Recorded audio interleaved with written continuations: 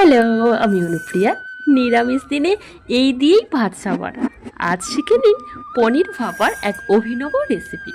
তার জন্য প্রথমেই লাগছে 1 চামচ সাদা সর্ষে, 1 চামচ কালো সর্ষে, 2 চামচ পোস্ত, 2 চামচ টক দই ও কিছুটা পরিমাণ কাজু বাদাম দিয়ে একটা পেস্ট তৈরি করতে হবে। অন্যদিকে পনিরগুলোকে টুকরো টুকরো করে কেটে লাল লাল করে ভেজে নিয়ে এখন একটা টিফিন কেটলির মধ্যে পনিরের টুকরোগুলো রেখে দিয়েছি। তার মধ্যে যে পেস্টটা বানিয়েছিলাম এর মধ্যে অ্যাড করছি। দেব সামান্য লবণ, একটু হলুদ আর সর্ষের তেল দিয়ে ভালো করে মিক্সড করে নেব। আর এর মধ্যে কিছুটা কাঁচা লঙ্কা।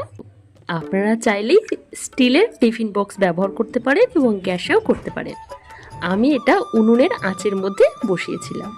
মাত্র 10 থেকে 15 মিনিট বসালেই পনির ভাপা একদম রেডি। পনিরের একঘেয়ে রেসিপি থেকে বেরিয়ে একবার ট্রাই করুন, ভীষণ ভালো লাগবে।